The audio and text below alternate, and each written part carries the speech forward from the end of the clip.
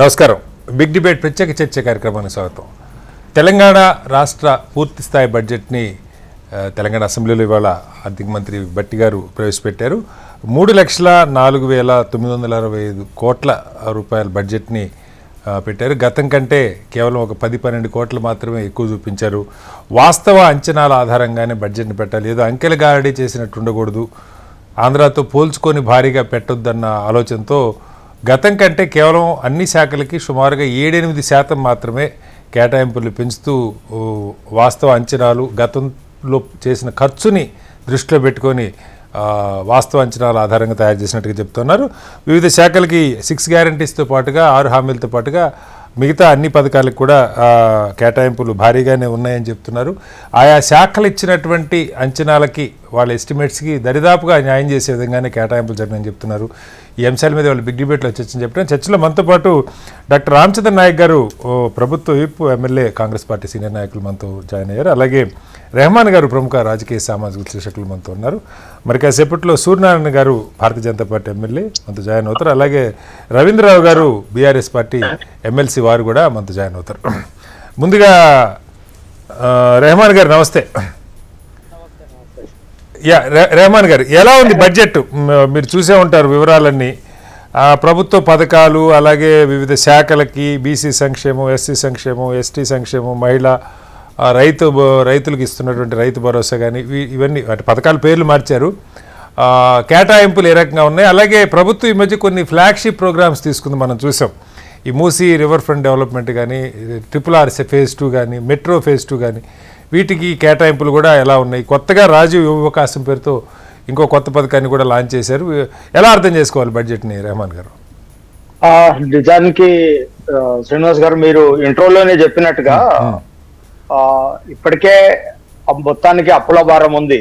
మళ్ళీ 1,70,000 కోట్ల కొత్త రుణాలు తీసుకుంటామన్నారు. ఇప్పటికే 69,000 కోట్ల రూపాయలు FRBM పరిధికి లోబడి కార్పొరేట్ల ద్వారా రుణాలు తీసుకున్నారు. అయితే నిజానికి ఆదాయం, రాబడి ఎక్కడి నుంచి పూర్తి స్థాయిలో వస్తుంది అనడంలో, చూపెట్టడంలో కాస్త ఏంటంటే కేంద్రం నుంచి గ్రాంట్లు, అట్లానే పన్నుల రాబడి, అట్లానే GSTలో ల్యాబ్స్ ఉన్నాయి, దాన్ని సరిచేస్తాము. అట్లానే ఇసుక ద్వారా కూడా మేము ఆదాయాన్ని తీసుకుంటాం అనేటువంటి ఒక ఏమంటారు, ఒక భరోసా దీంతో బట్టి విక్రమార్క గారు బడ్జెట్ ప్రవేశపెట్టినట్టుగా మనకు ఆయన వాయిస్ లో ఒక స్పష్టత అనేది కనపడింది. ఒక కాన్ఫిడెంట్ గా ఆయన ముందుకెళ్ళినట్టుగా మనకు బడ్జెట్ లో, అంటే మాకు సంక్షేమము, అభివృద్ధి రెండు జోడు గుర్రాలు అని చెప్పి అన్నారు. అట్లానే మనం మీరు ఇంతకు ముందు చెప్పినట్టుగా గత బడ్జెట్ తో మనం పోల్చుకున్నట్లయితే 14,000 కోట్లే ఎక్కువనండి. అంటే మనకు ద్రవ్యోల్బణం చూస్తే 5% ద్రవ్యోల్బణం ఉంది గత సంవత్సరానికి, ఈ సంవత్సరానికి. అట్లానే డాలర్, రూపీ కంపేర్ చేసినప్పుడు కూడా చాలా తేడా ఉంది. కాబట్టి ఈ 5% తో పోల్చుకున్నప్పుడు అది పెద్ద తేడా ఏం కాదు. అంటే వాస్తవ బడ్జెట్ లోకి వచ్చినప్పుడు గత సంవత్సరానికి సంబంధించి 70,000 కోట్ల రూపాయలు ఇంకా ఖర్చు పెట్టలేదు.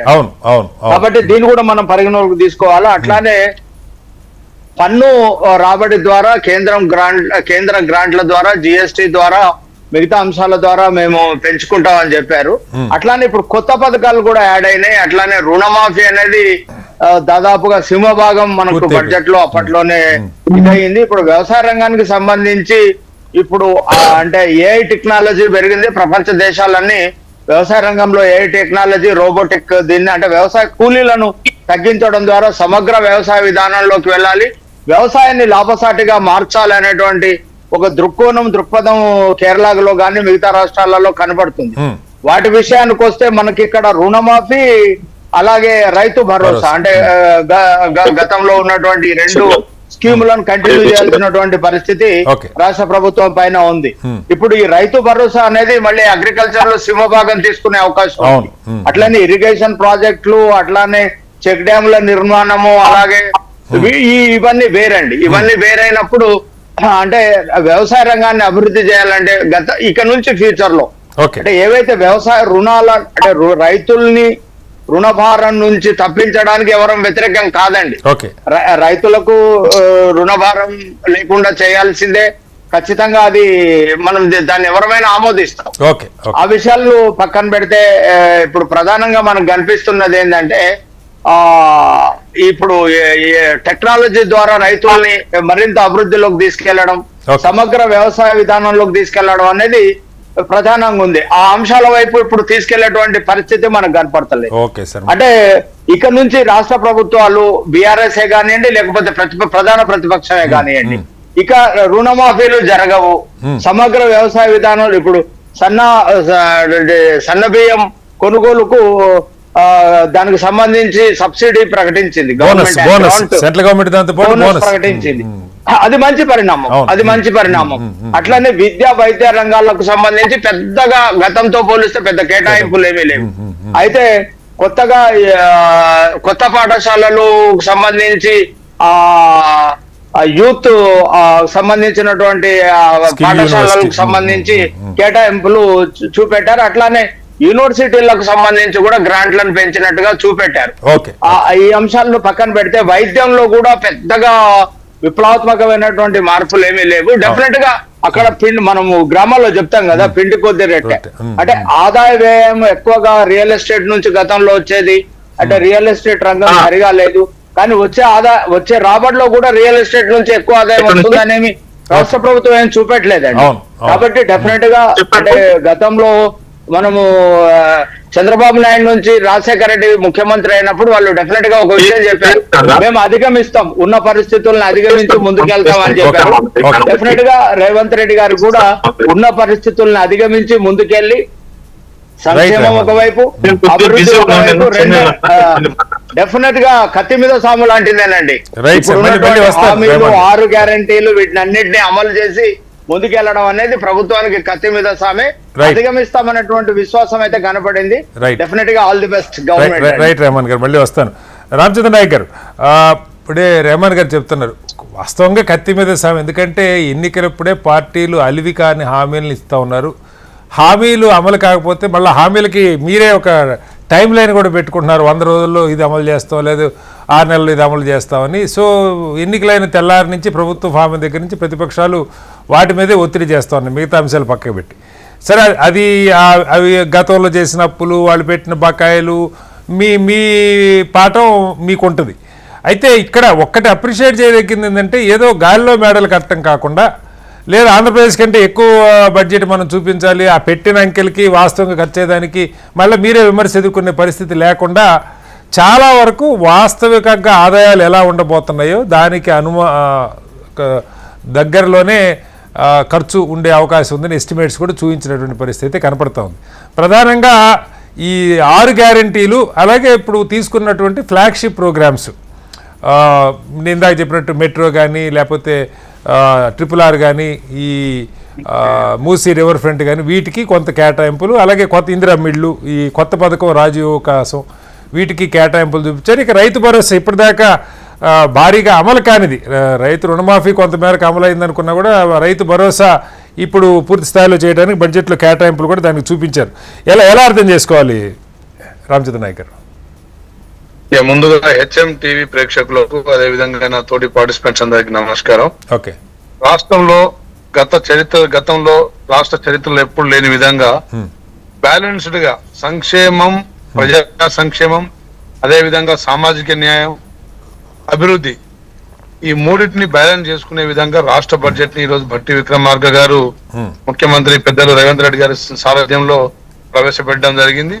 వాస్తవంగా గత సంవత్సరంలో తెలంగాణ రాష్ట్రంలో 10 సంవత్సరాల్లో వారు విస్మరించిన హామీల్ని వాళ్ళలాగా మేము చేయకుండా హామీల్ని నెరవేరుస్తూనే ఒక్కొక్కటిగా ప్రజలకు ఇచ్చిన ప్రతి మాటకు కట్టుబడి ఉంటూ, అదే విధంగా గతంలో చేపట్టిన కాంగ్రెస్ ప్రభుత్వంలో చేపట్టినే కావచ్చు, వారి ప్రభుత్వంలో చేపట్టినే కావచ్చు, వాటిని కొనసాగిస్తూనే మరి అన్ని సామాజిక వర్గాలని, మహిళా సాధికారత కోసం 20,000 కోట్లు, గిరిజన సంక్షేమం కోసం 17,000 కోట్లు, దళిత సంక్షేమం కోసం 40,000 కోట్లు, బీసీ సంక్షేమం కోసం దాదాపు 11,000 కోట్లు, అదేవిధంగా ఇరిగేషన్ కి 32,000 కోట్లు, R&Bకి దాదాపు 11,000 కోట్లు, అట్లా ప్రతి శాఖను మరి అభివృద్ధిలో ముందు ఎక్కడ కుంటుపడకుండా, అదే విధంగా మరి సంక్షేమ పథకాలు అన్ని సమూలంగా ప్రజల్లో తీసుకెళ్లాలి, ఇవ్వాలి అని చెప్పేసి సివిల్ సప్లై కావచ్చు, అదేవిధంగా ఆరోగ్య శాఖ కావచ్చు, అన్ని శాఖలలో కేటాయింపులు చేయడం ఇది చాలా బ్యాలెన్స్డ్ గా మరి ఆమోదంగా బడ్జెట్ గా చెప్పవచ్చు అని చెప్పి అయితే తెలియజేస్తాం. వీటితో పాటు కాదు సార్, వీటితో పాటు రామచంద్ర నాయక్ గారు ఈవెన్ ఒక రకంగా చెప్పాలంటే జాతీయ బడ్జెట్లో క్యాపిటల్ ఇన్వెస్ట్మెంట్ అంటారు, మూలధన వ్యయం వాళ్ళు 11% చూపిస్తే మీరు దాదాపు 12% చూపించారు. అంటే పెట్టుబడులు, ప్రభుత్వం పెట్టే పెట్టుబడులు ప్రాజెక్టుల మీద కానీ వీటి మీద కానీ పెట్టే పెట్టుబడులు దాదాపు 3 లక్షల కోట్ల బడ్జెట్లో 36,504 కోట్లు ఏదో పథకాలు ఖర్చు పెట్టడం జీతభత్యాలు కాకుండా ప్రభుత్వం కొంత పెట్టుబడులు కూడా పెడుతుందన్నది కూడా నాకు గుర్తుండి కేంద్ర బడ్జెట్లో 11% ఉంది. అది ఇక్కడ మీ దగ్గర ఇప్పుడు ఈ ఇయర్లో చూపించింది 12%, అంటే 36,504 కోట్లు చూపించారు. వాస్తవంగా మరి అది సాధ్యమేనా? అంటే అంత పెట్టుబడులు పెట్టే అవకాశం ప్రభుత్వం దగ్గర ఉందా? తప్పకుండా మనం ఉన్న దాంట్లో అవినీతిని తగ్గించి దుబారా ఖర్చులు తగ్గించి మరి కరెక్ట్ గా ప్లాన్ చేసుకుంటే అది సాధ్యమే, ఏదైనా సుసాధ్యమే. గత ప్రభుత్వంలో ఏంటంటే వారు అవినీతికి అవకాశం ఉన్న ప్రాజెక్టులకు ప్రాధాన్యత ఇస్తూ సంక్షేమ పథకాలన్నీ మూలకు పడేసి వాళ్ళు కేవలం ఆర్భాటాలు మసిపూసి మారేడుకాయలు చేసినట్టుగా మరి వాళ్ళు ప్రజల్ని మభ్యపెట్టుకుంటూ కాలం గడిపారు. కానీ మన ప్రభుత్వం అలా కాదు. తప్పకుండా ఆదాయాన్ని సృష్టిస్తాం.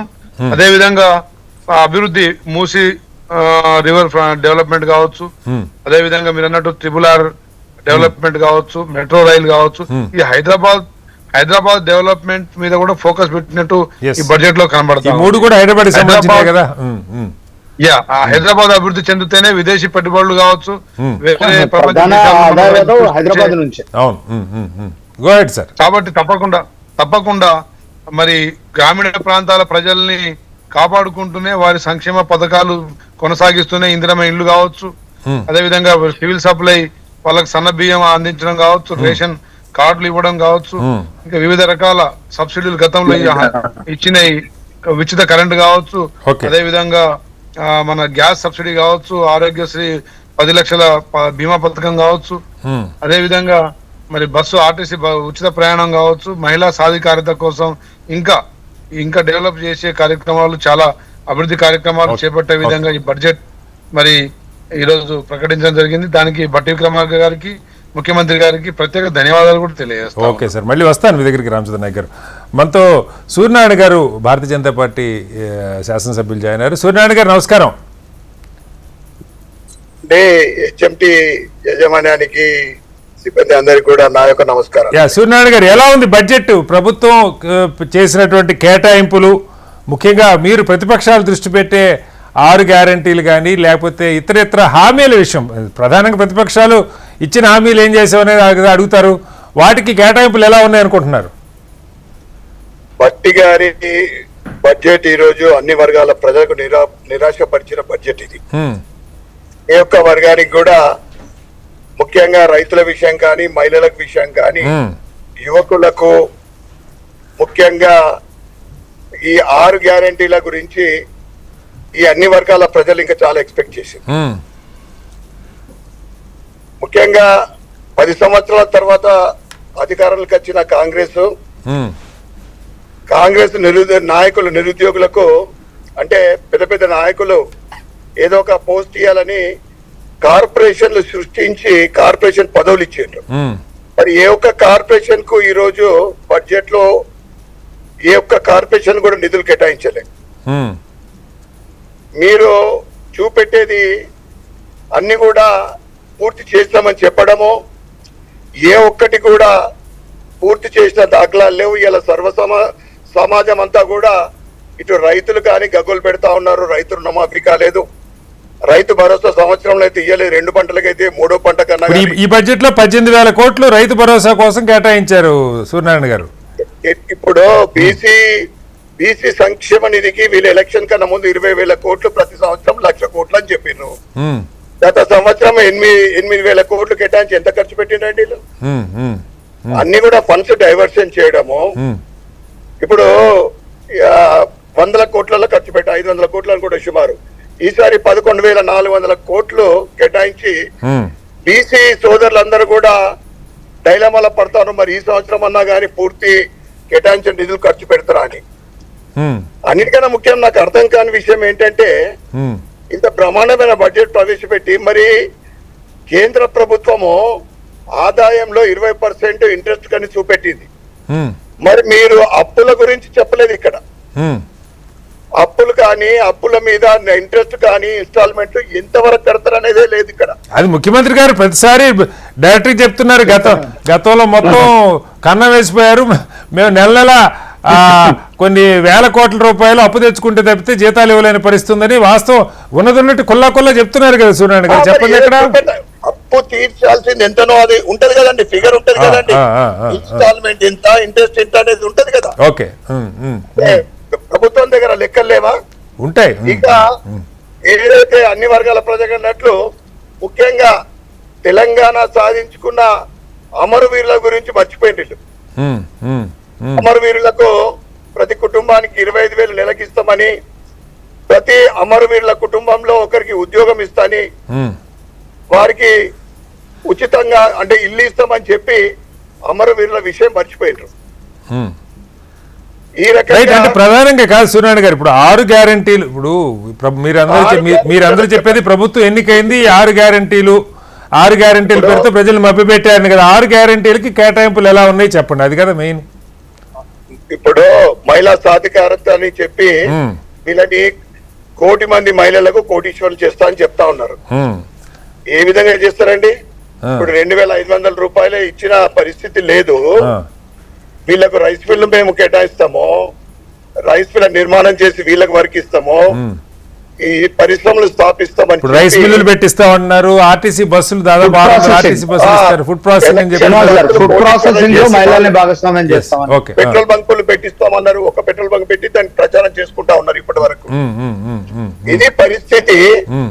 వీళ్ళు కేటాయించిన బడ్జెట్ మరి డైవర్షన్ చేస్తా ఉన్నారు. మరి అప్పులు తీర్చడానికి మళ్ళీ అప్పులు తీసుకురావడం. ఎలక్షన్ లో చెప్పింది ఏంటిది? మేము అప్పులు తీసుకురాకుండా అప్పులు తీర్చే ప్రయత్నం చేస్తామని చెప్పింది. సంవత్సర కాలంలో నెలకు 6,500 కోట్లు అని సీఎం రేవంత్ రెడ్డి గారే చెప్తా ఉంటే మేము ఇన్స్టాల్మెంట్ 78,000 కోట్ల అప్పు, పాత అప్పులే 1,30,000 కోట్లు తీర్చామని చెప్తున్నారు సార్. వడ్డీలు కానీ కాదు సూర్యనారాయణ గారు, పాత అప్పులు వాటి మీద వడ్డీలే 1,30,000 కోట్లు తీర్చారు సంవత్సరంలో అని చెప్తున్నారు. ఫిగర్ ఎట్టిపోతుందండి ఇది. 1,50,000 కోట్లు అప్పు చేసి 1,52,000 కోట్ల అప్పు తీర్చిన వారు ఫిగర్ మ్యాచ్ కాదు. మరి ఆస్తులు అమ్ముతారా, పెంచుతారా? ఏ విధంగా మీరు దేని మీద? ఇప్పుడు ప్రభుత్వ ఆదాయం అయితే తగ్గుతా ఉంది, రిజిస్ట్రేషన్లు తగ్గిపోయింది, రిజిస్ట్రేషన్ ఆదాయం తగ్గింది, అనేక రంగాల్లో ఆదాయం తగ్గుతా ఉంది. ఒక లిక్కర్ తప్ప అన్నిటి మీద ఆదాయం తగ్గుతా ఉంది. మీరు ఐటీ గురించి మీరు కేవలం 900 పైచీలకు నిధులు విడుదల చేసి నిధులు బడ్జెట్ లో చూపెట్టారు. మరి మైనార్టీలకు 3,600 చిల్లర కోట్లు అంటే మతపరమైన ఆకర్షణ చేయడానికి మనకు రాష్ట్రంలో ఉన్నదే అత్యధిక ఆదాయం ఐటీ నుండి. మరి దానికి మీరు కేటాయించిన నిధులు కరెక్టేనా? 900 పైచీలకు అది సరిపోతాయా? ఎక్కడ చెప్పండి, ఒకదాని ఒకటి మ్యాచింగ్. ఎక్కడైతే వనరులు వస్తా ఉన్నాయో. ఇక ఎండోమెంట్ లో మీరు కేటాయించిన నిధులు సుమారు 100 కోట్లు. మీరు ఒక్క ఆలయం నుండే 100 కోట్ల ఆదాయం వస్తా ఉంటే మరి ఆ ఫండ్స్ ఇంకొద్దిగా డైవర్ట్ చేస్తా ఉన్నారు. ఆలయాలు చాలా మట్టుకు ఇలా బాసర గురించి మా తోటి ఎమ్మెల్యే గారు చాలా సార్లు వినవించుకుంటే దానికి కేటాయింపే లేదు. మొత్తం 190 కోట్లు దేవాదాయ శాఖ నిధులు కేటాయించినాయి, వాటికే ఖర్చు పెడతానే భరోసా లేదు. ఇందిరా మైండ్ల గురించి మీరు లాస్ట్ ఇయర్ నిధులు కేటాయించారు, మరి అవి ఎవరి జేబులకు పోయినాయి? ఇప్పుడు ఎక్కడైనా ఇందిరా మైండ్లకు మీరు ఎక్కడ చూపెట్టినారు? ₹1 ఇప్పటి వరకు ఖర్చు పెట్టిరా? రైట్, మళ్ళీ వస్తాను సార్ మీ దగ్గర ఒకసారి.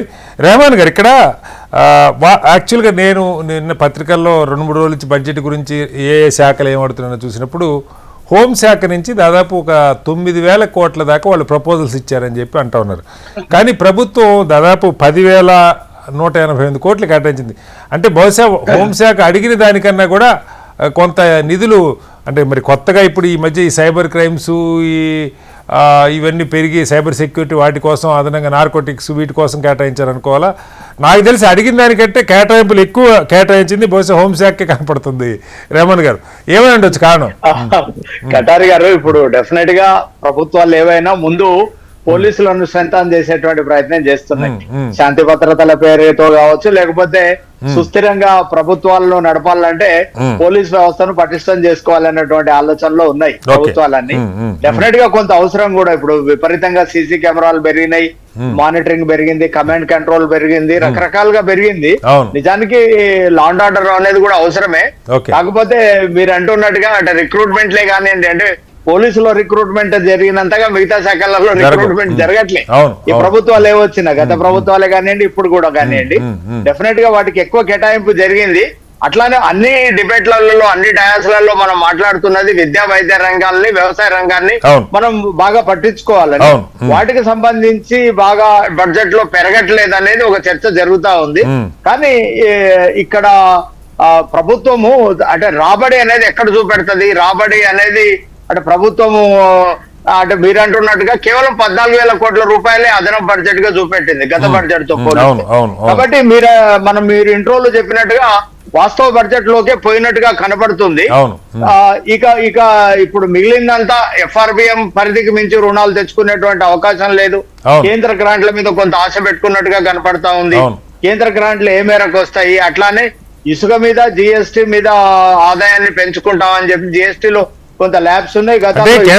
కేంద్ర గ్రాంట్లు అంటే మనం ఇప్పుడు పాలమూరు రంగారెడ్డి లాంటివి జాతీయ హోదా ఇస్తే కాస్త మనకి భారం తగ్గేటువంటి పరిస్థితి. ఇస్తారా లేదా మనకి తెలియదు. రెహమాన్ గారు ఎప్పటి నుంచో డిమాండ్ చేస్తున్నారు, 10 ఏళ్ల నుంచి డిమాండ్ గానే మిగిలిపోతుంది. నిజానికి అంటే ఉత్తర భారతదేశానికి వస్తున్నటువంటి అదనపు నిధులు కానివ్వండి, లేకపోతే అదనపు ప్రాజెక్టులే కానివ్వండి, అదనపు వనరులే కానివ్వండి, డెఫినెట్ గా దక్షిణ భారతదేశానికి రావట్లేదు.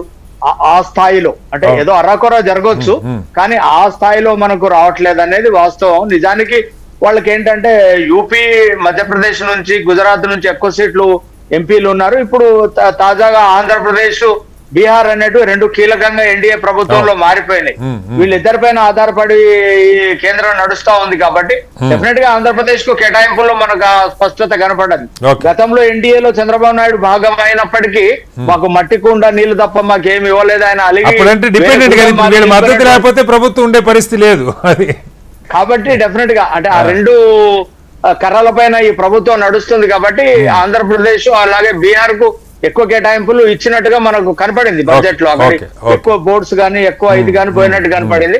Telangana that Congress party government ఇక్కడ అధికారంలో ఉంది. కాబట్టి కేంద్రం నుంచి భారీ ఎత్తున సహాయం అందుతాయి, గ్రాంట్లు అందుతాయి. ప్రాజెక్టులను కేంద్రం టేక్ ఓవర్ చేస్తుందని అయితే నేను అనుకోవట్లేదు. మనకు న్యాయబద్ధంగా రావాల్సిన వాటా GST నుంచి కానివ్వండి, మిగతా దీంట్లో నుంచి కానీ ఆ వాటా రాబట్టుకోవడం వరకే పరిమితం అవుతాయి. ఏదో మొన్న నరేంద్ర మోడీ గారు కొంత గ్రాంట్ల విషయంలో హామీ ఇచ్చినట్టుగా రేవంత్ రెడ్డి గారు చెప్పారు. అట్లాంటివి ఏమైనా రాబట్టుకుంటే కాస్త అరాకొరగానే ఉంటాయి తప్ప అది పెద్ద విప్లవాత్మకంగా గణనీయంగా ఏమి ఉండదు. డెఫినెట్ గా ఇప్పుడు ప్రభుత్వము మీరు అంటున్నట్టుగా అంటే లా అండ్ ఆర్డర్ మీద ఎక్కువ దృష్టి కేటాయించినట్టుగా, అంటే పరిశ్రమలు రావాలన్నా, మిగతా అంశాలు ముందుకెళ్లాలన్నా law and order that Hyderabad లో కనుక ఒక అన్రెస్ట్ కనుక వస్తే చాలా ప్రమాదం అండి. హైదరాబాద్ ఎకానమీకి గానీ, తెలంగాణకు గానీ చాలా ప్రమాదం. అట్లాంటిది రాకుండా కమాండ్ కంట్రోలే కానివ్వండి, లేకపోతే ఈ మధ్య ఈ సైబర్ క్రైమ్ వాటికి టెక్నాలజీ కూడా కేవలం రిక్రూట్మెంటే కాకుండా రేమన్ గారు చాలా కొత్త సాఫ్ట్వేర్లు, కొత్త టెక్నాలజీ ఇవన్నీ కూడా తెచ్చుకోవాల్సిన అవసరం కూడా ఉంది వాటి మీద. ఎందుకంటే ఈ సైబర్ క్రైమ్ రూపం దాలుస్తుంది. కటార్ గారు ఏఐని కూడా వాడుతున్నది తెలంగాణ రాష్ట్ర ప్రభుత్వం. సైబర్ క్రైమ్ కంట్రోల్ లో దేశంలోనే మనం అగ్రస్థానంలో ఉన్నాం. రికవరీస్ లో కూడా మనం చాలా ముందున్నాం. దీన్ని మనం డెఫినెట్ గా అభినందించాల్సిందే.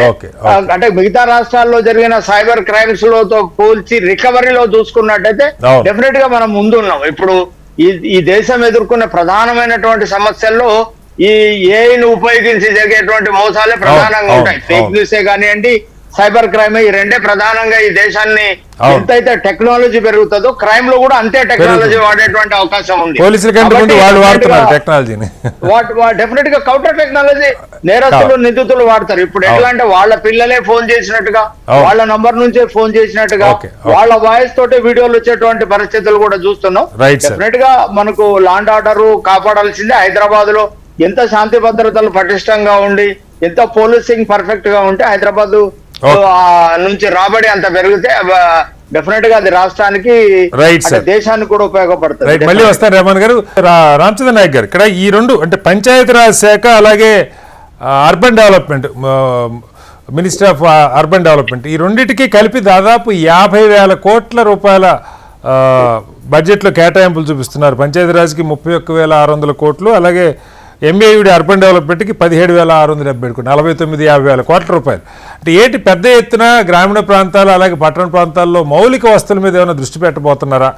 ఎందుకంటే మిగతా ఇప్పుడు మీరు విద్య ఆరోగ్యం చూపించిన ఎన్ని పథకాలకు పోయాయి, కానీ ఈ పంచాయతీరాజు అలాగే అర్బన్ డెవలప్మెంట్కి ఇంత కేటాయింపులు అంటే భారీగా, అంటే గత 10 ఏళ్లలో ఈ రోడ్లు ఇవన్నీ కాస్త దోసమైన పరిస్థితి పంచాయతీరాజులో కానీ గ్రామీణ ప్రాంతాల్లో రోడ్లు, వీటికి కేంద్ర ప్రభుత్వ పథకాలు కూడా కొన్ని ఉన్నాయి. మరి వాటిని ఏమన్నా మనం జత చేసుకుంటామా? మరి వాటి కేటాయింపులు ఉన్నాయో లేదో నాకు తెలియదు. పిఎం సడక్ యోజన అని ఇలాంటి స్కీమ్స్ ఉన్నాయి. ఏ రకంగా ఇంత పెద్ద మొత్తంలో ఈ రెండింటికి పంచాయతీరాజ్ అర్బన్ డెవలప్మెంట్కి 50,000 నిధులు కేటాయించడంలో ఆంతర్యం ఏంటి?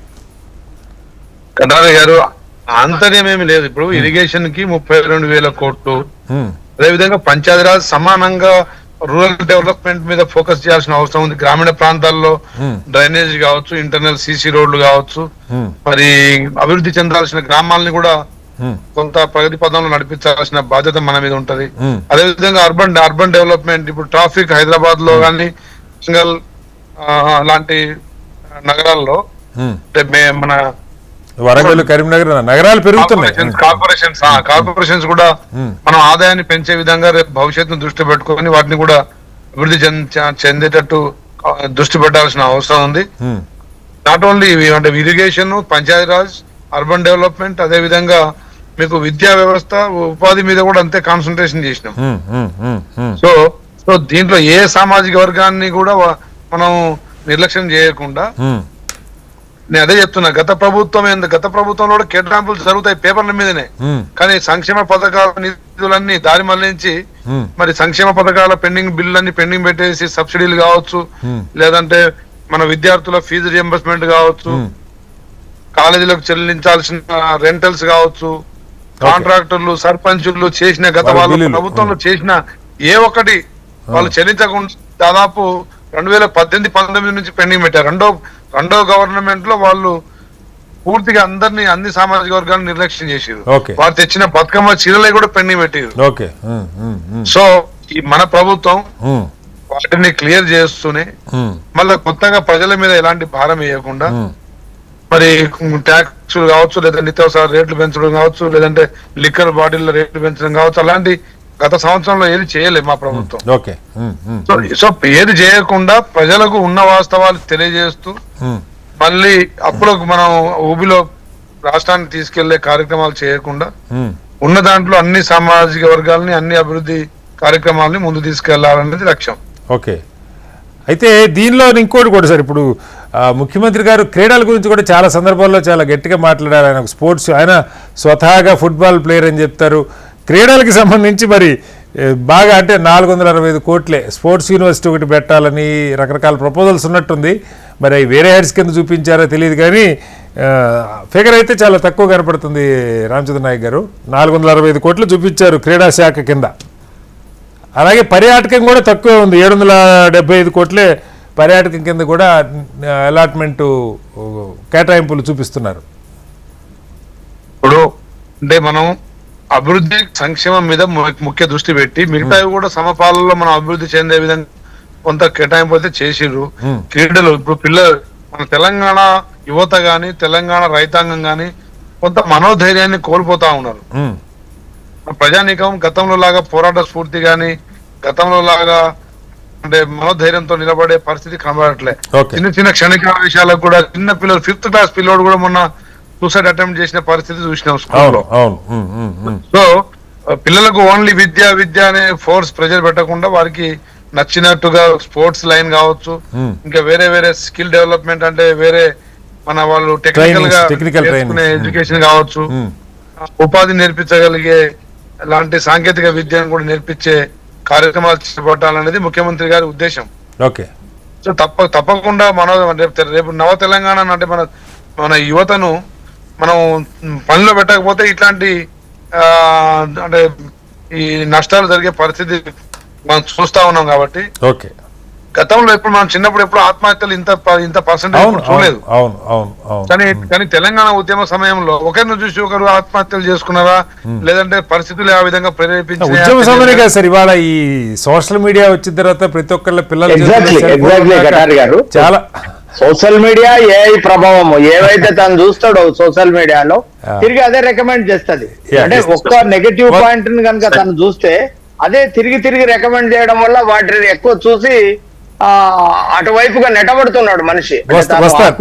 పరిష్కారం ఇప్పుడు మన రెహమాన్ గారు చెప్పినట్టు ఆత్మహత్యలు పెరిగిపోతా ఉన్నాయి, ప్రమాదాలు పెరిగిపోతా ఉన్నాయి. యువత ఇదంతటి కారణం మళ్ళీ ఇండైరెక్ట్ గానో డైరెక్ట్ గానో మళ్ళీ లిక్కరే.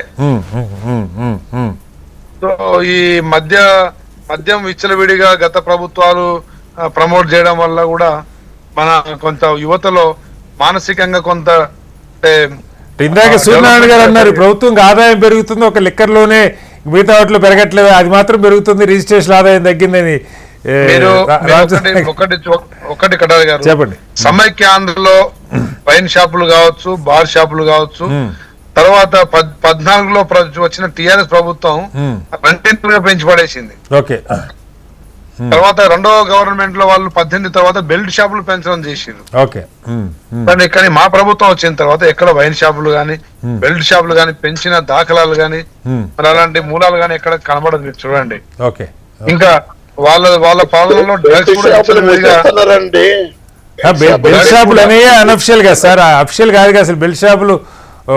అంటే గారు మొన్న కొన్ని బీర్ల కంపెనీ వాళ్ళు రేట్లు పెంచకపోతే వెనక్కి పోతామని అలిగినటువంటి సందర్భాలు కూడా చూసినాం. ఆయన కూడా రాష్ట్ర ప్రభుత్వం పెంచలే. నిజానికి అభినందించదగ్గ విషయం.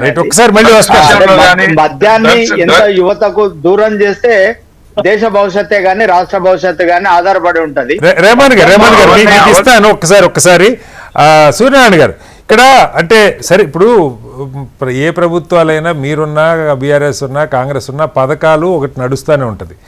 అయితే ఒకసారి ప్రజలు ఒక ప్రభుత్వానికి మ్యాండేట్ ఇచ్చిన తర్వాత మనం కేవలం పథకాల మీదే కాకుండా అభివృద్ధి మీద కూడా ప్రభుత్వాలు దృష్టి పెట్టేలాగా, ఇప్పుడు హైదరాబాద్ నగరంతో పాటుగా గ్రామీణ ప్రాంతాల్లో రోడ్లు, మౌలిక వస్తువులు, ఇందాక వారు చెప్పారు డ్రైనేజ్ కావచ్చు, సీసీ రోడ్లు, డ్రింకింగ్ వాటరు, ఇది అందరికీ ఉపయోగపడే. అది ప్రత్యేకంగా ఇప్పుడు పథకం అంటే డైరెక్ట్ బెనిఫిషియర్, రైతు భరోసా వచ్చిందా, పెన్షన్ వచ్చిందా, ఇది ఒక చర్చ. అది సరే, ఎలాగూ మ్యాండేటరీ ఇవ్వకపోతే వాళ్ళకి తప్పదు, ఇవ్వకపోతే మీరు ఊరుకోరు.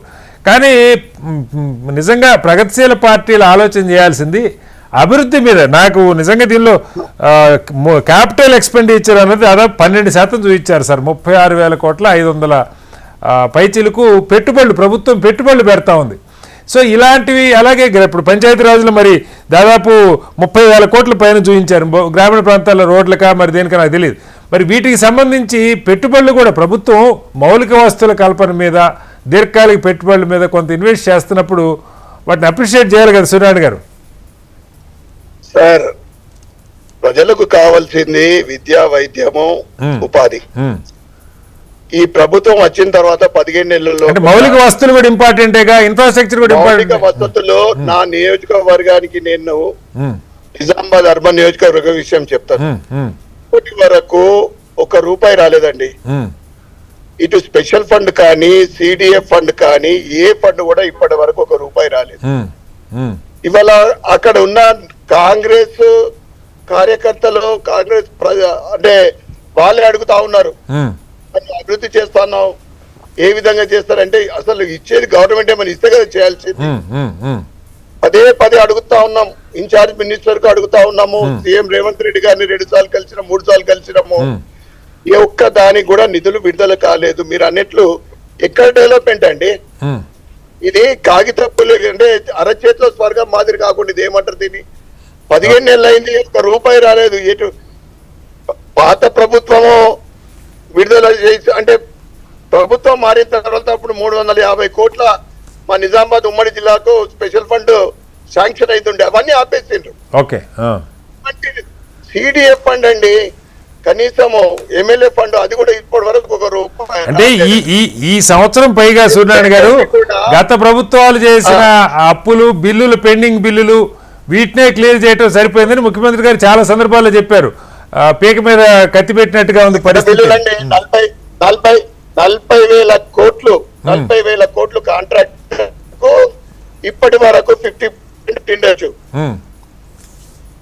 ఓకే, చెప్పండి సూర్యనారాయణ గారు. ఉప ముఖ్యమంత్రి చాంబర్ ముంగట కాంట్రాక్టర్లు 20% కమిషన్ తీసుకుంటారని ధర్నా చేసినది చరిత్రలో మొదటిసారి అనుకుంటా. ఇక ఫీ రింబర్స్మెంట్, ఎస్సీ ఎస్టీ పేద విద్యార్థులకు వాళ్ళ చదువులకు దూరం అవుతున్నారు, ఉద్యోగాలకు దూరం అవుతున్నారు, సర్టిఫికెట్లు రేక. వీళ్ళు ఎక్కడండి డెవలప్మెంట్ కోసం, ఉపాధి కేవలం ఓటు బ్యాంక్ కోసమే వీళ్ళ పథకాలు వీళ్ళ రివ్యూ చేస్తా ఉన్నారు, ప్రకటిస్తారు.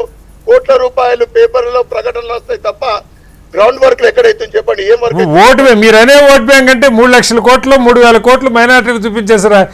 1% సార్, దాన్ని మనం ఓట్ బ్యాంక్ అంటే ఎట్లా? మిగతా ప్రభుత్వం ఖర్చు పెడుతుంది. మీరు ఎంతసేపు మైనార్టీ సంక్షేమం గురించి మాట్లాడుతున్నారు. 3 లక్షల కోట్ల బడ్జెట్ లో 3,500 కోట్లు మైనార్టీ సంక్షేమం కింద చూపించారు. వాళ్ళ జనాభా 15% ఉందండి, 15% కేటాయించాలి బడ్జెట్ లో. ఓకే ఓకే రైట్, చెప్పండి సూర్యనారాయణ గారు. విద్యకు 15% కేటాయిస్తామని చెప్పి ఎక్కడికి ఏంటి సార్? ఎక్కడ ప్రిఫరెన్స్ ఇచ్చేసి చెప్పండి. వైద్యం విషయంలో ఇప్పుడు కటారి గారు ఇస్తాను సార్, ఒకసారి రామచంద్ర గారు. ఇప్పుడు సూర్యనారాయణ గారిని పాపం ఆయన ఇబ్బంది పెట్టకండి.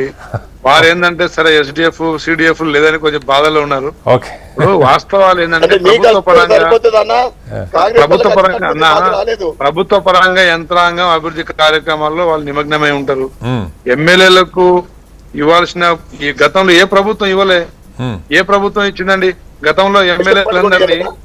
ఒక్క నిమిషం సూర్యనారాయణ గారు, గత ప్రభుత్వం ఎమ్మెల్యేలని 2 నెలలు హరితహారం మీద తిప్పుకునేది, 1 నెల రోజులు బతుకమ్మ చీరలు పంచడానికి తిప్పుకునేది, తర్వాత పట్టణ ప్రగతి పల్లె ప్రగతి అని పేరు మీద డిసెంబర్ జనవరి ఫిబ్రవరి తిప్పేది. కేవలం ఎమ్మెల్యేలని కింద తిప్పడం తప్ప వాళ్ళకు ఒక పైసా నిధులు ఇచ్చిన పరిస్థితి లేదు. అట్లే చూంటే సర్పంచ్ ఎందుకు, సొంత పార్టీ సర్పంచ్ ఎందుకు అప్పుల పాలవుతారు, వాళ్ళు ఎందుకు ఆత్మహత్యలు చేసుకుంటారు?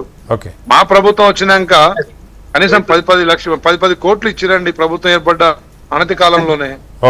మళ్ళీ ఇప్పుడు 5 కోట్లు మళ్ళీ రేపు ఈ బడ్జెట్ సమావేశాల తర్వాత constituency development fund MLA grants ఉంటాయి కదా సార్, అవి కేటాయించట్లేదా రామచంద్ర నాయక్ గారు? అదే చెప్తున్నా, కాన్స్టిట్యుయెన్సీ డెవలప్మెంట్ కే 5 కోట్లు ఇప్పుడు ఇవ్వబోతున్నారు ముఖ్యమంత్రి గారు, ప్రకటించబోతున్నారు. 10 కోట్లు ఇచ్చారు. ఎప్పుడు ఇవ్వబోతున్నారు చెప్పండి ఎమ్మెల్యే గారు? ఈ మార్చి బడ్జెట్ సమావేశాల తర్వాత ఇమ్మీడియట్ గా రూరల్ వాటర్ డెవలప్మెంట్ కోసం కావచ్చు, లేదంటే అత్యవసర పనులు కొన్ని కరెంట్ లైన్స్ మార్చడం కావచ్చు, లేదంటే ట్రాన్స్ఫార్మర్లు కొన్ని ప్రొవైడ్ చేసుకోవడం కోసం కావచ్చు. ఆల్రెడీ 10 కోట్లు ఇచ్చారని చెప్తున్నారు కదా సూర్యనారాయణ గారు. పోయిన మార్చిలో 10 కోట్లు ఇచ్చారు, ఏ ప్రభుత్వం ఇవ్వలే. 10 కోట్లది కూడా ఏ విధంగా ఉందంటే, ఇది ఇచ్చి 1 year అయింది. ప్రభుత్వం వచ్చిన కొత్తలో జనవరిలో ఇచ్చింది సార్. గతంలో అది 1 కోటి 2 కోట్లు ఉన్నాయి కదా సార్ ఎమ్మెల్యే నిధులు అనేవి. ఎడ్యుకేషన్ కు వాటర్ వర్క్స్ కు మెయింటెనెన్స్ కు 3.5 కోట్లు కేటాయించారు. మిగతా 6.5 కోట్లు అక్కడ ఉన్న ఇన్ఛార్జ్ మినిస్టర్ గారి చేతిలో పెడితే మా నిజామాబాద్ నియోజకవర్గంలో కాంగ్రెస్ ఎమ్మెల్యేలు 2 ఉన్నారు, వారికి ఇచ్చారు. మిగతా 3 నియోజకవర్గాల్లో కూడా ఓడిపోయిన కాంగ్రెస్ ఎమ్మెల్యేల చేతిలోనే పెట్టింది. ఇదండి ఈ ప్రభుత్వం తీరు. సార్ ఒకసారి ఇప్పుడు ప్రజలు వచ్చి ఏదైనా సమస్యలు ఎమ్మెల్యే గారికి చెప్పుకుంటారా, లేదా ఓడిపోయిన ఎమ్మెల్యే క్యాండిడేట్ చెప్పుకుంటారా? ఎప్పుడు జరిగిందండి ఇటువంటి పరిస్థితి? ఓకే, ఏం చెప్తారు రామచంద్ర నాయక్ గారు?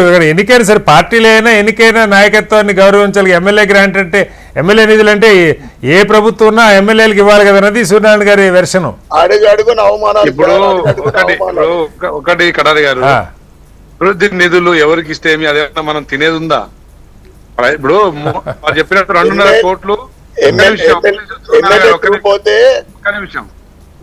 కోట్లు ఎడ్యుకేషన్ విద్యా సంస్థల్లో మైనర్ రిపేర్స్ కావచ్చు. ఒక నిమిషం సూర్యనారాయణ గారు వారిని ఆన్సర్ చెప్పండి. ఇప్పుడు వారు ముఖ్యమంత్రి గారు గతంలో ఏ ముఖ్యమంత్రి గారు కేటాయించని విధంగా 10 కోట్లు తక్షణ అంటే ప్రభుత్వం ఏర్పడ్డ తక్షణమే ఇచ్చిర్రు. దాంట్లో 2.5 కోట్లు విద్యా సంస్థలు మెరుగు చేసుకోవడం కోసం, దాంట్లో మన విండోస్ కావచ్చు, లేదంటే ఎలక్ట్రిక్ మన రిపేర్స్ కావచ్చు, లేదంటే డ్రింకింగ్ వాటర్ ఫెసిలిటీ కావచ్చు, వాష్రూమ్స్ కావచ్చు, అమ్మాయిలు ఉన్న స్కూళ్ళలో అన్ని అవసరమైన కాదంట్లా. అదే విధంగా ₹1 మన ఇరిగేషన్ డ్రింకింగ్ వాటర్ సమస్యల కోసం మిషన్ భగీరథ, రాని గ్రామాలు, తండాలు, గుళ్ళు వాటిలో కొన్ని బోర్లు ఆల్టర్నేట్ వాటర్ ప్రొవిజన్స్ ప్రొవైడ్ చేసుకోమని చెప్పించారు. అదే ఇప్పుడు ఇన్ఛార్జ్ మంత్రి ద్వారా, కలెక్టర్ ద్వారానే ఆ నిధులు కేటాయింపబడతాయి, ఖర్చు చేయబడతాయి తప్ప అది ఎమ్మెల్యేలు, నేను మాత్రం ఎమ్మెల్యే సిట్టింగ్ ప్రభుత్వంలో ఎమ్మెల్యేను, అయితే నిధులు నా ద్వారానే నా చేతుల్లోకి పోతాయి అని అట్లా కాదు సార్. ఇప్పుడు మీరైనా సూర్యనారాయణ గారైనా మీరు రికమెండ్ చేసి ఒక ఇది కలెక్టర్ గారి ద్వారానే రిలీజ్ అవుతాయి ప్రపోజల్. మనం only development, education, water collector ద్వారా మెయింటెనెన్స్. ఇప్పుడు సూర్యనారాయణ గారు, మనం ఎమ్మెల్యేలుగా మనం ఓన్లీ ప్రపోజల్స్ కలెక్టర్ గారికి ఇస్తే, కలెక్టర్ గారు నిజంగా కన్సర్న్ డిపార్ట్మెంట్ లో అవసరాలు ఉన్నాయనుకుంటే వాళ్ళు దానికి శాంక్షన్ చేసి పని చేపించిన తీరు మనం చూసినాం. అంతే తప్ప రైట్ సార్. మళ్ళీ అదే సరే, ఆ అంశం పక్క పెడితే అవకాశం ఉంటుంది. రెహమాన్ గారు, ఇక్కడ ఈ విద్యా వైద్యానికి సంబంధించి కేటాయింపులు అయితే భారీగానే కనపడుతున్నాయి, కానీ ఇప్పుడు విద్య అనేసరికి మీకు ఫీజు రీయింబర్స్మెంట్ ఇలాంటివి, వైద్యంలో ఆరోగ్యశ్రీకి చెల్లింపులు, జీతబత్యాలు, అక్కడ ఉపాధ్యాయుల జీతబత్యాలు, ఇవి విద్యా వైద్య రంగాల్లో ఇప్పుడు ఏపీలో సరే గతంలో ప్రభుత్వాలు ఏమున్నా ఎన్నికల్లో గెలిచారా ఓడిపోయారా పక్క పెడితే మౌలిక వస్తువులు అంటే హాస్పిటల్స్ కానీ స్కూల్స్ కానీ మౌలిక వస్తువుల అభివృద్ధి చాలా పెద్ద ఎత్తున జరిగిందని అందరూ చెప్తారు. మనకు కూడా ఏదో కాన్సెప్ట్ స్కూల్స్ మండలానికి ఒకటి, నియోజకవర్గానికి ఒకటి, మోడల్ స్కూల్స్ అని చెప్పి KG to PG అని చెప్పి చెప్పుకున్నాం, కానీ ఒక స్కూల్ కాదు కదా, మొత్తంగా వీటి మీద దృష్టి జరగాలి, అభివృద్ధి జరగాలంటే హాస్పిటల్ కనీసం ప్రైమరీ హెల్త్ డిస్ట్రిక్ట్ లెవెల్లో, అలాగే టెర్షరీ కేర్ కానీ, గ్రామీణ ప్రాంతాల్లో పాఠశాలలు మౌలిక వస్తువుల టీచర్ల జీతబత్యాలు ఎలాగిస్తారు, మీరు ఇందాక మనం మాట్లాడుకున్న టాయిలెట్స్ కానీ, వీటికి కేటాయింపులు ఉన్నట్టు అనుకోవచ్చా, లేదు జీతబత్యాలు ఫీజు రీయింబర్స్మెంట్ ఇవేనా? రెహమాన్ గారు, ఇప్పుడు కటారి గారు, నిజానికి మనం అన్ని డిబేట్లలో అన్ని డయాస్లలో మాట్లాడుతున్నది అంటే మౌలిక అంశాలు, లేకపోతే రిసోర్సెస్ ను పెంచడం అంటే విద్యా వైద్య రంగాలను డెవలప్ చేసుకోవడం. విద్యా వైద్య రంగాల్లో డెవలప్మెంట్ కు సంబంధించి ఏం జరగతలేదా అంటే చాలా మార్పు అయితే వచ్చినట్టుగా, గతంతో పోలిస్తే వస్తున్నట్టుగా మనకు కొంత కనపడుతుంది. కానీ ఈ మార్పు సరిపోదు. ఇప్పుడు రూరల్ లో గవర్నమెంట్ స్కూల్లో ఎడ్యుకేషన్ పెరిగింది, చాలా ప్రైవేట్ స్కూల్స్ మూతపడ్డాయి. ఎట్లా గురుకుల పాఠశాలలు పనితీరు పెరగడము, దీని పెరిగి ఇప్పుడు ఏదో యంగ్ ఇండియా ఏదో స్కూల్స్ కూడా కొత్తవి తీసుకొస్తామని చెప్పి హాస్పిటల్స్ లో కూడా డెలివరీలు పెరిగినాయి సార్, తెలంగాణలో డెలివరీలు పెరిగినాయి. నేను అక్కడికే వస్తున్నా. అంటే గవర్నమెంట్ లో కూడా హాస్పిటల్స్ లలో కూడా డెలివరీస్ పెరిగినాయి. గతంలో కేవలం కుటుంబ నియంత్రణ, పోస్ట్ మార్టం గతంలో చాలా, మనం వెనక్కి పోయి చూస్తే ఈ రెండింటి కోసమే గవర్నమెంట్ హాస్పిటల్స్ ఉండేవి. గవర్నమెంట్ హాస్పిటల్లో కిక్కరిసిగా జనాలు వెళ్ళడము, అంటే ప్రజలకు ఒక భరోసా కల్పించితే ప్రైవేట్ కి వెళ్ళాలని ఎవరు అనుకోరండి. మనమంతా తరం ప్రభుత్వ పాఠశాలలో చదువుకొని వచ్చిన వాళ్ళమే. ప్రభుత్వ కళాశాలలో చదువుకోవడం అంటే ఒక ప్రెస్టీజియస్ గానే ఫీల్ అయినటువంటి వాళ్ళు. తిరిగి ఆ పరిస్థితులను కల్పించాలి. ఈ కార్పొరేట్ వైద్యము, కార్పొరేట్ పాఠశాలలు, కార్పొరేట్ కళాశాలలు మూతపడితే తప్ప సమాజానికి పట్టిన క్యాన్సర్ పోదండి. ఈ బాగా చేస్తే ఆటోమేటిక్ మూతపడిపోతాయి. రెహమాన్ గారు, ఆటోమేటిక్ గా పడిపోతాయండి. వాటిని మూత వేయడానికి ప్రభుత్వం చర్యలు తీసుకోవాలి.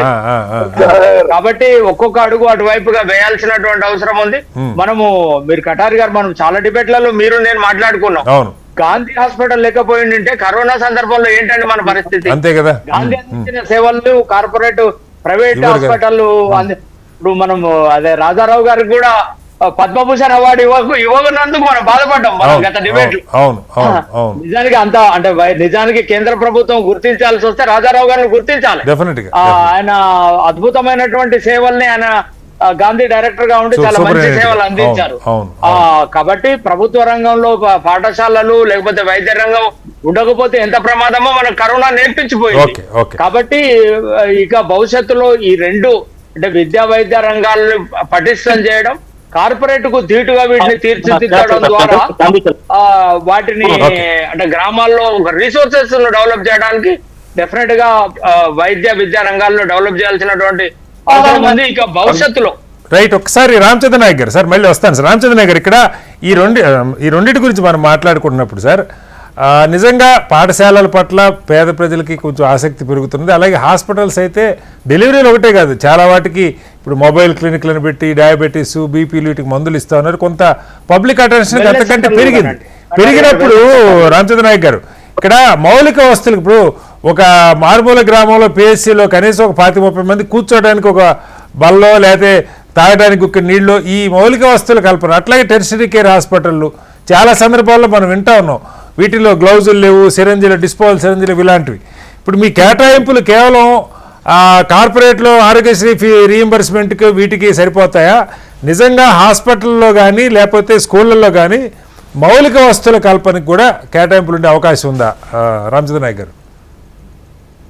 ముఖ్యంగా కడారి గారు, గత సంవత్సర కాలంలో నాయకుడు పెద్దలు రేవంత్ రెడ్డి గారి ఆలోచన విధానాలు, వారు అమలు చేసే పద్ధతులు చూస్తే వారికి ఒక స్పష్టమైన ఒక లక్ష్యం ఉంది.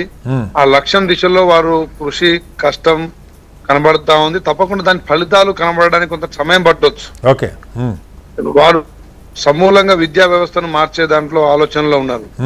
అదేవిధంగా ఎప్పుడైతే విద్యా వ్యవస్థ మెరుగుపడుతుందో నెక్స్ట్ ఆరోగ్యం, అదేవిధంగా వ్యవసాయంతో పాటు మిగతా వివిధ రకాల స్కిల్ డెవలప్మెంట్ తోని ఉపాధి, ఉద్యోగ అవకాశాలు, ఇవన్నీ మన ఆర్థిక వ్యవస్థను పెంచినప్పుడు తప్పకుండా రాష్ట్రంలో ఇంకా చాలా అభివృద్ధి జరిగే పరిస్థితులు కనబడతా ఉన్నాయి. మీరు గత నాయకుడు చూస్తే కుంభకర్ణం లాగపోయి ఎక్కడో ఫామ్ హౌస్ లో ఉండి అడ్మినిస్ట్రేషన్ చేసేవాడు. ఇక్కడ రివ్యూలు క్యాబినెట్ తోని రివ్యూలు పెట్టిన సందర్భాలు చూడలేదు. ఏ మంత్రిని అంటే మంత్రుల్ని కానీ ఎమ్మెల్యేని కానీ కలవనిచ్చిన పరిస్థితి చూడలేదు. కానీ ఈ రోజు సంవత్సర కాలంలో ప్రజలు అనుభవిస్తున్న స్వేచ్ఛ కావచ్చు, ప్రజలు అనుభవిస్తున్న ఫలాలు కావచ్చు, అదేవిధంగా అధికారులు, రాజకీయ నాయకులు ఒక స్వేచ్ఛాపూరితమైన ఒక అభివృద్ధి కార్యక్రమాలని ఈరోజు రాష్ట్రంలో కొనసాగిస్తున్నారు. ఇది కేవలం రేవంత్ రెడ్డి గారి ఆలోచన విధానాలతోనే. సో భవిష్యత్తులో ఇంకా మెరుగైన మరి అభివృద్ధి ఫలాలు ప్రజలు అందిపుచ్చుకుంటారనేది మాత్రం తప్పకుండా చెప్పుకోవచ్చు. అందులో ఎలాంటి సందేహం లేదు. ఒక విజన్ ఉన్న నాయకుడు, ఒక కష్టపడే నాయకుడు ఈరోజు తెలంగాణ రాష్ట్రానికి ముఖ్యమంత్రిగా రావడం ఇది మన ప్రజల అదృష్టం అని నేను భావిస్తాను. ఓకే. ఆఖరిగా సూర్యనారాయణ గారు, ఇప్పుడు మనకి తెలంగాణలో ఏపీతో పోల్చుకుంటే ఇక్కడ మరీ దాడులు, ప్రతిదాడులు, విమర్శలు, ప్రతి విమర్శలు, ఒకరినొకరు కించపరుచుకోవటం తక్కువ కంపారిటివ్గా. కాస్త నిర్మాణాత్మకమైన మంచిదే నేను అంటుంది, మనకు అదే కావాలి.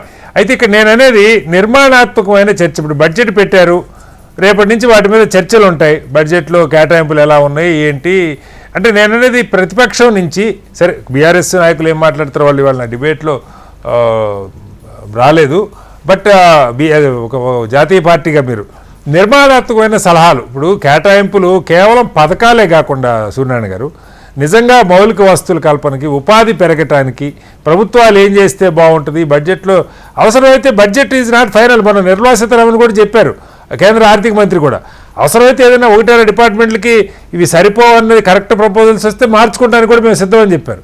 అట్లాగే మీరు ప్రతిపక్షంగా దీనికి ఇది సరిపోవు లోతుగా అధ్యయనం చేసి కొన్ని రికమెండేషన్స్ చేసి మంచి చర్చ జరిగే అవకాశం ఏమైనా ఉందా సూర్యనారాయణ గారు? ఇప్పుడు కడారి గారు పాపం సూర్యనారాయణ గారు ప్రతిపక్షంగా వారు ఏమైనా చెప్తే మళ్ళీ వాళ్ళు